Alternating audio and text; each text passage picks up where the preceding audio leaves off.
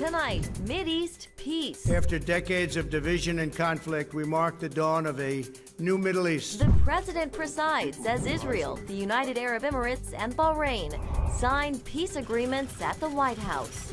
And bracing for impact, Hurricane Sally bears down on New Orleans. Plus, when God asks us to do something uncomfortable, it's usually because He wants to do something remarkable. An 87-year-old pastor steps down from his post. All this and more tonight on Faith Nation.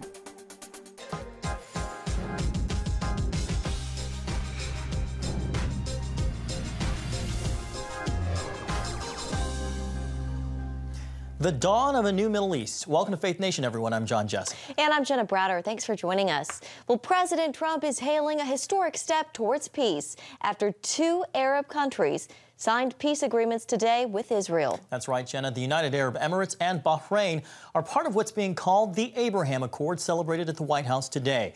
CBN News White House correspondent Ben Kennedy is here now. Ben, a big day in Washington and well beyond. Yeah, John, Jenna, a big day indeed. President Trump calls the accord peace in the Middle East without blood on the sand. This is also a diplomatic win for the commander-in-chief ahead of the November election. The historic peace deal the White House dubbed, as John just said, the Abraham Accord, was signed on the South Lawn. It creates full diplomatic ties between Israel, the UAE, and Bahrain, key allies of the U.S. We're here this afternoon to change the course of history. Israel, the United Arab Emirates, and Bahrain will establish embassies, exchange ambassadors, and begin to cooperate and work together so strongly. Now, the UAE became the first Gulf state and 3rd Arab nation to agree to diplomatic ties with Israel. Bahrain signed on last week, and the agreement should also add security to the region and is seen as a major step towards peace in the Middle East. Let me start by conveying the best regards of the UAE people. This day is a pivot of history. It heralds a new dawn of peace. For thousands of years, the Jewish people have prayed for peace. For decades, the Jewish state has prayed for peace. We can see before us a golden opportunity for peace, security, and prosperity for our region. Now, we are still getting details of that agreement, but under the deal, Israel agrees to stop annexation plans for part of the West Bank, land sought by the Palestinians for a future state. And even so, the Palestinians strongly condemn today's deal and considers it a stab in the back. I spoke with U.S. Ambassador to Israel David Friedman on what the White House's efforts are ongoing to get them to the table to talk. We have put out a proposal to the Palestinians we put out in January. It is, I think, as detailed and specific a proposal as anyone has put out. It actually presents them with a geographic illustration of what a Palestinian state might look like. Now, President Trump says there are at least 5 other countries in the Middle East that are tired of fighting and ready to join the circle of peace. If Saudi Arabia were to follow suit, this would have major implications for Lebanon, Syria, and of course, Iran. John, Jenna?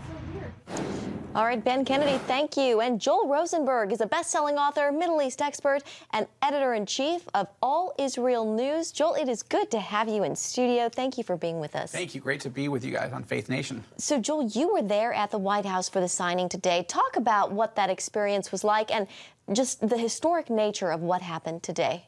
Well, I have to tell you, Jenna, that 2 years ago, as you guys know, I led the first ever evangelical delegation to the United Arab Emirates at the invitation of the Crown Prince, Mohammed bin Zayed. And I said to him, look, as evangelicals, we take the Bible very seriously, and we have been praying for the peace of Jerusalem, and it's been well over 2 decades since the last Arab country made peace. That was Jordan in 1994. We are looking, who is going to be the next Arab leader to make peace? And he leaned forward and said, Joel, I'm ready. We were stunned. I don't like to say blown away because it's the Middle East, but we were stunned. And we pressed him for the next 2 hours. We talked about it, but that was off the record at the time. But I got to tell you, it was an emotional day for me to be on the South Lawn, having known that was going to happen, but to be an Israeli, to be Jewish, to be an evangelical, and to be there watching it unfold, this is prophetic, it's historic, it's exciting, and it's personal for me. I've had 2 sons serve in the Israeli military, and I want them to have peace. Joel, an emotional and historic day for sure. You know, each of the leaders expressly thanked President Trump. It was interesting to hear the leaders of UAE and Bahrain thank Trump personally. Why do you think he was able to pull off what has eluded so many of his presidential predecessors? Well, we just came directly to this interview from a half-an-hour meeting with the vice president, myself and David Brody. And I got to tell you, off camera, but I asked him that question. Like, why, you know, we say in Judaism on Passover, why is this night different from all other nights? How come this president and vice president got it done? And he said, look, the first thing he did was he threw out the Obama-Biden playbook, which was to give all kinds of deferential treatment to the Palestinians. President Trump said, no, we're not playing that game anymore. If the Palestinians want to make peace, wonderful. I'm there for them. But we're turning our attention to the Gulf states who are showing us they want a strong relationship with the United States, and they want peace with Israel. Remember, the first trip that President Trump took was not to Israel. That was the second trip. The first trip was to Saudi Arabia, where President Trump met with 50 Arab and Muslim leaders. That set into motion what we saw today. Yeah. Joel, in January, the White House unveiled a pretty different plan for peace between the Palestinians and Israel called the Peace to Prosperity. Where does this leave the Palestinians? Well, it's very, very sad to me to see the Palestinian leadership, not the people so much, but the leadership, Mahmoud Abbas and the leadership in Ramallah. They are saying this is a stab in the back, it's a betrayal. It isn't. What President Trump and the Arab leaders, including the United Arab Emirates and Bahrain and the Saudis, have offered is $50 billion in investment in a Palestinian private economy, 1 million new jobs, bringing the Palestinian unemployment rate down so that the Palestinians can have a life for themselves and a future and a hope. And the Palestinians have said no, the leaders. This is very painful to watch. But basically what President Trump and Vice President Biden have decided is when the Palestinians are ready, wonderful. In the meantime, we're going to work with every other country in the region that wants peace, and we're going to help them get to yes, right? And so many critics have said, oh, the president, he doesn't know what he's doing. Jared Kushner, he doesn't know what he's doing. Well, they've got the first 2 Arab-Israeli peace deals in more than a quarter of a century. It's pretty impressive. Joel, this is a huge accomplishment for Prime Minister Netanyahu. How does this translate, though, in Israel, which is shutting down due to another coronavirus spike on Friday, and where he's also still fending off corruption charges? Well, I'm not usually using terms from English literature to describe the Prime Minister of Israel, but this is the best of times and the worst of times, okay? This is the biggest moment in the Prime Minister's diplomatic and political career. He has just delivered the first 2 Arab-Israeli peace treaties ever, and this is going to be a warm peace. We're talking about personal cooperation, people-to-people contact, investment, trade, tourism. But back home, my home, in Israel, we're going into a lockdown on Rosh Hashanah, which is our high holiday beginning on Friday. Prime Minister Netanyahu, unfortunately, has let the COVID situation get out of control, and he and his team need to get focused and get this thing back in the bottle, this genie, because right now, the Prime Minister gets high marks for making peace, but people are angry at him for letting COVID get out of control. Yeah. Joel, just a few seconds left here, but we want to hear about your projects to help bring news to the Arab world. What can you tell us? Yeah, news about Israel and the Arab world. We've launched 2 new websites, All Israel News, which you can find at allisrael.com, and All Arab News, which is at allarab.news. Why? We're bringing exclusive coverage, exclusive interviews, including my interview with the Vice President, and we'll be linking to David Brody's interview, which is even longer and better, with the Vice President. I've been interviewing Israeli leaders, Arab leaders. Why?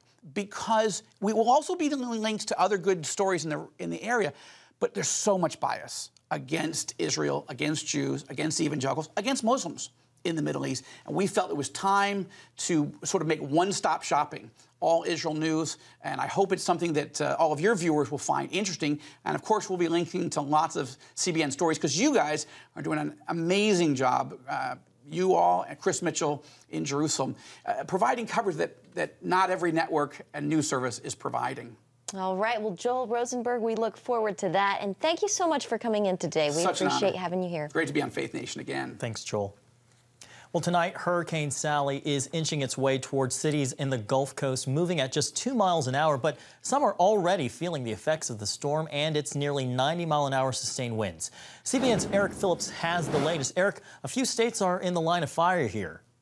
Well, John, that's right. Alabama, Mississippi, Louisiana, all under a state of emergency. This as officials warn some people to get out before it's too late. Hurricane Sally expected to make landfall sometime late tonight or early tomorrow morning as a Category 2 storm.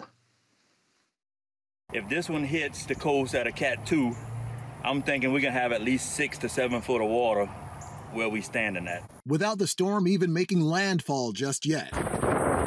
Water is already rushing over roads, some homes underwater, and cars buried in sand. This as the warm waters of the Gulf fuel Sally. The longer it stays out in the Gulf of Mexico, the more and higher the likelihood is that it continues to grow.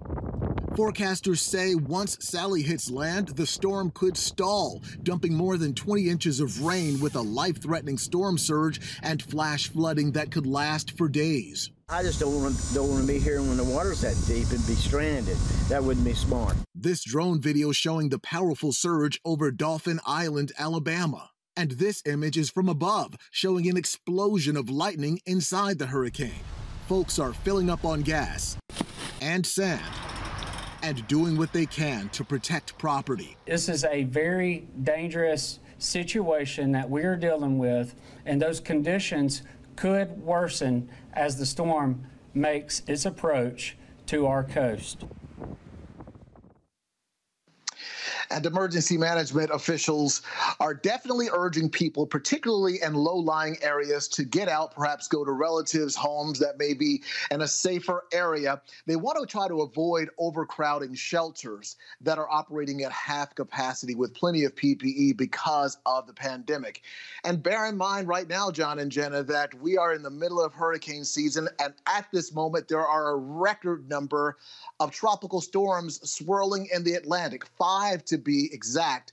So we are a long way from being done with this season at this point. All right, Eric Phillips, thank you very much. Meanwhile, to Kentucky, the city of Louisville has settled a lawsuit with the family of Breonna Taylor. It will pay $12 million over the killing of the 26-year-old. Taylor died after she was shot in a police raid at her home back in March. The wrongful death lawsuit claimed police ignored mandatory safeguards during the botched raid. Not only does the settlement include the $12 million payout from the city, it also includes police reforms to prevent a similar shooting from happening again. A former NFL player, turns documentary film producer. Why he's tackling the issue of abortion in his upcoming project. That story when Faith Nation returns. Hey, if you're tired and exhausted all day, you can't think clearly, and you really just need a cup or even a pot of coffee to get through your day, then join me, Dr. Josh Axe, for this new series where I'm going to teach you how to transform your diet and use essential oils and supplements to get a better night's sleep. Wake up to your best life. Call 1-800-700-7000 to get your free DVD or booklet of Protect Your Sleep today. It's about the competition. I kind of put that pressure on myself, and I think people had expectations. It's about overcoming. We use this phrase all the time, keep chopping, keep practicing hard. It's about going the distance. I think as a father, it's my job, to lead, just be the best husband and father I can be. Watch Going the Distance with Sean Brown Saturday night at 7:30 on the CBN News Channel. Orphans Promise is committed to loving and serving at-risk children, to helping keep families together, and to creating opportunities for strong and sustainable communities around the world. We're working in over 60 countries around the world, and with your help, we can do even more. There's an old African proverb I love that says, if you want to run fast, run alone. But if you want to run far, run together. At Orphans Promise, we want to run far so we can touch the lives of as many orphaned and vulnerable children as possible. But we don't want to go alone. We're out to change the world, one child, one family, one community at a time. Will you join us?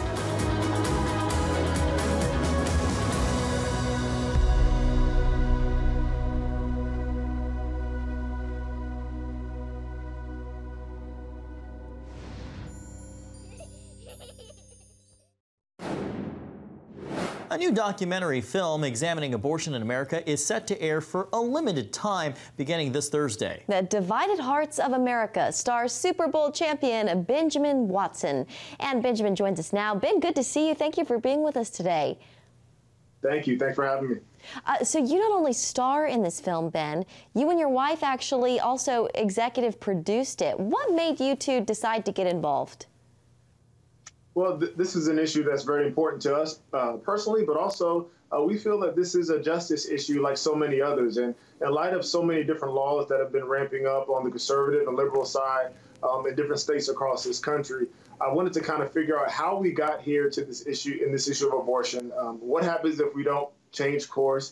And really, I wanted to hear from the lives that are affected and also hear from multiple sides, because so much of the time our discourse about this topic is much less than civil and can actually be insulting. And I wanted to promote an understanding of people from different sides of the aisle as we try to find some sort of common ground and understanding without giving up, obviously, our certain convictions. It certainly is a divisive topic. Your documentary tackles the controversial issue of abortion through interviews with more than 30 leaders with differing views. Who all did you talk to? Several people. So we set out to talk to people in politics. So we spoke to some senators. Senator Tim Scott was one of them. We spoke to people in academia. A guy named Carter Snead, that's in ethics at Notre Dame, was one of our more notable interviews. And we also spoke to people who have survived abortions, but also felt it was important to speak to those who are pro-choice. My goal was really to give an open, honest dialogue about the history of abortion, where we stand now, what are people thinking about it, and so we can't have that without having some dissenting or other voices. It's important to understand that, and so again, we went to 4 different localities. We went to Boston, Massachusetts, Chicago. We were in New Orleans. We were in Washington, D.C., as I mentioned before, on Capitol Hill, really spanning the country when it comes to this most important topic of our day. Yeah, there are so many strong opinions on this topic. Talk about, Ben, why the issue of abortion is so divisive in America throughout history, but really, I mean, today. Yeah, well, if we look back over the last 30 years or so, it's been pretty much 50-50. What I found is that there are a lot of complexities within both sides that aren't able to be espoused because we have to pick a side in our country. You have to pick a side. There's no complexity. There's no nuance. And so it's so important, though, getting to your question, because this is a life and death issue. Not only life and death of preborn children, but life and death of mothers, life and death of family structures, of fathers, life and death of generations that come from individuals who may not be given a chance to live. There's so many ways to look at this thing, but it strikes at the heart of us as Americans, because our tenets are life, liberty, and the pursuit of happiness. And so anything that undermines that is important for us to address. Ben, you said that one of the goals in producing this was for open, honest dialogue. I want to know, though, what do you want viewers to take away after watching this film? Well, if you watch the film, I think people are gonna cry. I think they're gonna be angry. They're gonna be happy. They're gonna be emotional. They're gonna be convicted, but also encouraged. I want people to walk away from the film being introspective, no matter where they fall on the spectrum, from the harshest pro-life to the harshest pro-choice. No matter where they fall, I want people to be introspective on how they can love their fellow man, their fellow woman, more perfectly. And I want them to look at this issue maybe in a different lens than they looked at it before. All right, Divided Hearts of America will stream on Salem Now starting Thursday and be accessible for 8 weeks. Benjamin Watson, it's good to have you, and we can't wait to see it. Thank you for joining us today. Thank you. Thank you for having me. When we come back, we take a look at a shrinking number of refugees making it into America and why.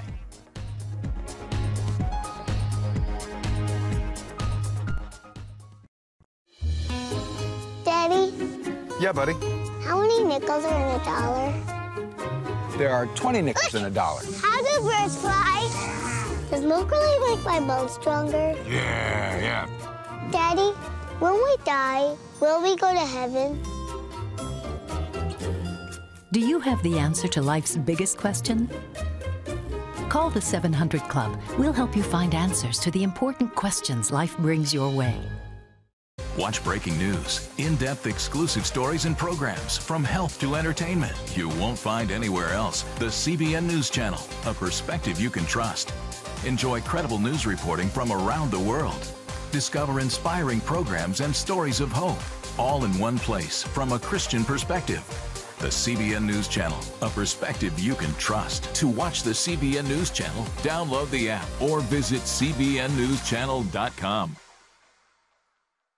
Hello, I'm Dr. David Perlmutter, board-certified neurologist and #1 New York Times bestselling author. Wouldn't it be great to boost your energy, eliminate brain fog, and even reverse brain disease? Well, you can, and I'm going to show you how, along with some of the world's most well-respected brain experts in this DVD, Protect Your Brain. Get Protect Your Brain, a free DVD only from the Christian Broadcasting Network, featuring experts on the cutting edge of neuroscience and brain health. No matter how many times you've failed in the past, you really can do this. In Protect Your Brain, you'll discover simple strategies to keep your brain young and healthy. Improve your memory. Discover the gut-brain connection. In Protect Your Brain, get your free copy at cbn.com or call 1-800-700-7000.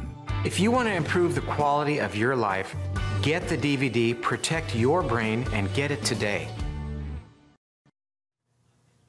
Welcome back. Well, the United States has long had a strong record of welcoming refugees. In the last 3 years, though, the U.S. has dramatically reduced the number it's allowed in. That's right. And as Heather Sells reports, refugee advocates want the Trump administration to reverse that trend. Around the world, nearly 30 million refugees are looking for a home after fleeing a dangerous homeland. More than half are children, and many live in crowded camps with no school. Blessing, an orphan and victim of trafficking, fled her country at age 12. It was very difficult to survive, and where I wasn't safe. For almost 40 years, the U.S. has welcomed an average of 95,000 refugees a year. In the last 3, however, the Trump administration sharply reduced that annual number to the current 18,000 for 2020. Refugee resettlement numbers are now at an all-time low in the United States. And what that has meant is that people in harm's way who literally have no other option for safety, some have died. Some are still in harm's way. Many have been promised by the United States that they would be able to be reunited with their family members. These are people who have already been vetted, who have already been approved, who were supposed to come in 2017 and are still without safety, are still not with their families. Despite the reduced numbers, the administration still promotes its commitment to international religious freedom. Secretary of State Mike Pompeo told CBN's David Brody last year the focus is to create safety for refugees in their home countries. You know, we're still the most generous, welcoming nation anywhere in the world. Our objective has been to try and do what those people really want in most cases, which is just to stay in their own country. Refugee advocates dispute that generosity, especially as refugees still suffer because of their faith. The administration has claimed to support people who are fleeing religious persecution, and yet, with the numbers, we're seeing such few refugees coming in. There are only 946 Christians fleeing religious persecution resettled this year, which is the lowest it's ever been. Blessing is now finishing high school and says she's grateful that the U.S. accepted her. America is a place where dreams really come true. Like if you work hard, if you're determined and you're focused, you can actually achieve what you really want. The State Department must decide by October 1st how many refugees it will admit next year. It must also consult with Congress. So far, no meeting has been set. Heather Sells, CBN News. Thanks, Heather. Coming up, the leading pastor takes a step back. You're watching CBN's Faith Nation.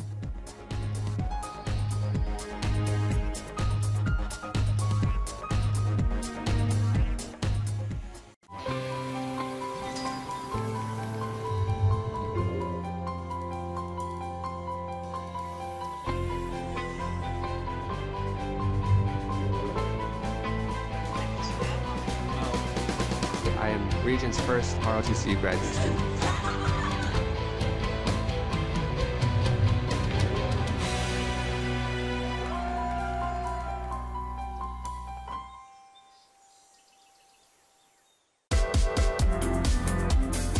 Meet the pastors who are preaching the gospel in a fresh, fearless way.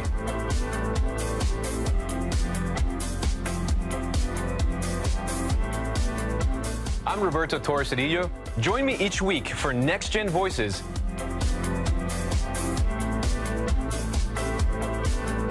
And watch God transform a generation.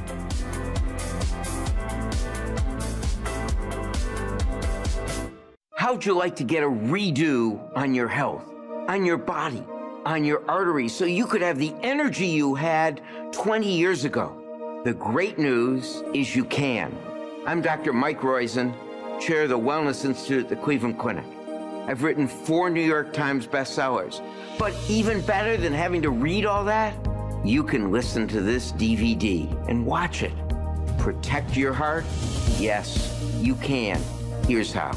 Go to CBN.com or call 1-800-700-7000 for your free copy of Protect Your Heart. Let the medical experts show you their new discoveries on how to avoid heart disease and even reverse it. Easy steps to uncover the hidden dangers in your medicine cabinet, reduce stress, and get a complete do-over for your health. Call 1-800-700-7000. That's 1-800-700-7000. Or go to CBN.com to claim your free copy of Protect Your Heart.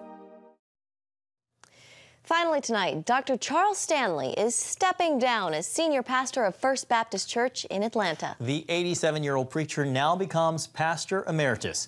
He joined the church back in 1969, becoming pastor 2 years later.